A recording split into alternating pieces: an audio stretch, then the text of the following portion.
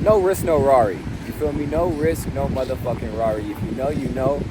But if there's one thing that I could tell people out there that's looking for another level, a different life, different experiences, no risk, no Rari. What does that mean to you? I want y'all to write that. If you journal, if you don't, okay, let's talk about a couple things. If you don't journal, I need you to start journaling. Journaling has been one of the most powerful things that I've started doing in the past few years. And it started off slow. My bad, my bag just fell. This is gonna be a raw, organic, you feel me? We getting straight to it. But journaling is one of the most powerful things that I started doing. Currently, the way that I started journaling was just based off of brain dumping, right? So I open up a journal and just let my thoughts write, right?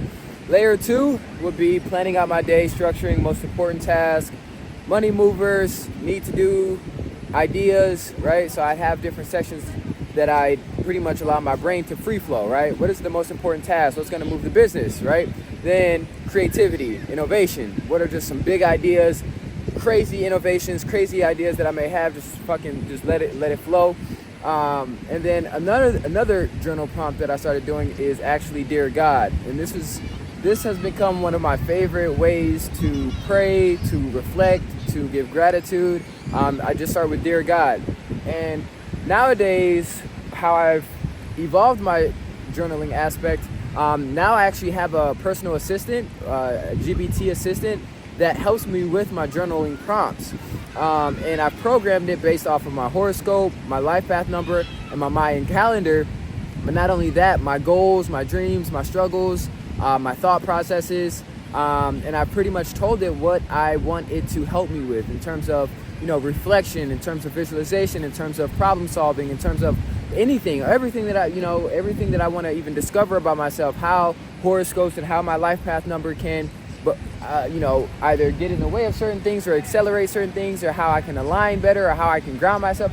It's been very, very good. And so I have it give me the prompts, and then I also read to it my journal prompts, right? So this thing is really getting to build and learn off me, and I'm using the GPT-4, all right? But back to what I'm saying. That was just a little, segment on journaling. But as you can see right now, I'm in Bali. You feel me? No risk, no Rari. Right now, I'm in Bali. You feel me? And I want y'all to watch to the end if you're somebody who has big dreams and wants to live a different life than those that you see around you, because everybody can't make it. Everybody can't make it, whether it be here, there, elsewhere. You feel me? If you don't know, if you're new to this channel, I am from Minneapolis, Minnesota. I've been able to move to LA, New York, London, model for Nike, model for Macy's, model for huge companies when I had no idea how to even get started. You feel me?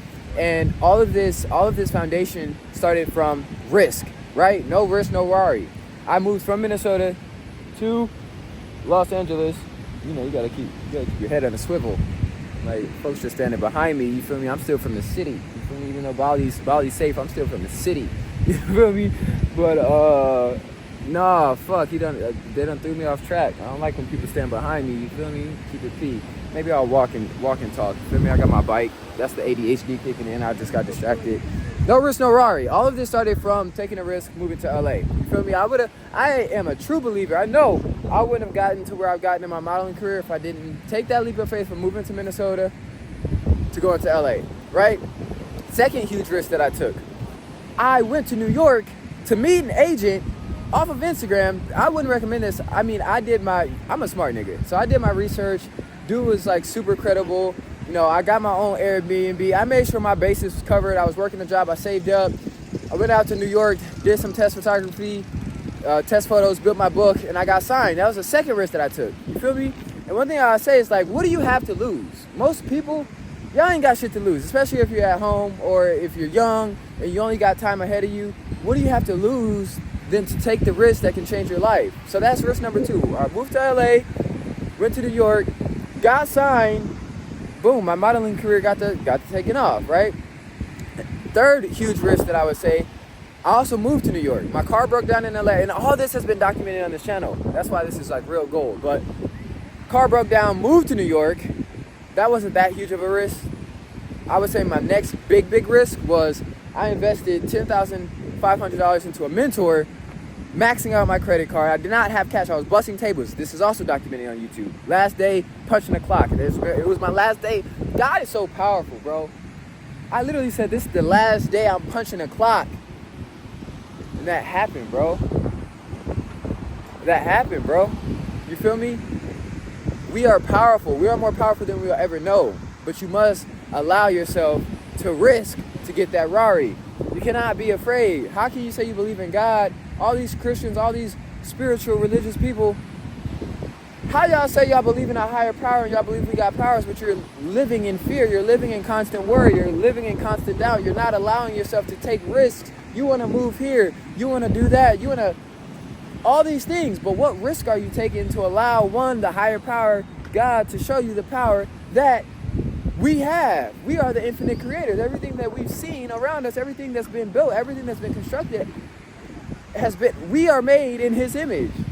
You feel me? Look what we have been able to create. You can create the life that you want to live, but you must be a conscious creator and you must be willing to take risks to allow God to show you how powerful He, she, the divine energy, essence is.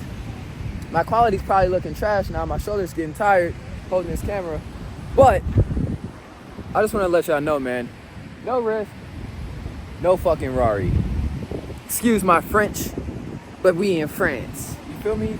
But seriously though, get out of your comfort zone. Your comfort zone is not a good place to be. It's cool to have stages of comfort. It's cool to have stages where you can regroup, ground, be comfortable. But as soon as you find yourself being too comfortable, you need to shake the box. You need to do something that you've been afraid to do. You need to take that next leap. And that's something that I'm that's why I'm here. That's why I came to Bali. I could have stayed in LA. I could have stayed in my apartment. It was my first time having a home. It was my first time signing a lease, furnishing a home, having a dope crib somewhere that I could base up. I only did that shit for a year, and I'm like, all right, shake the box.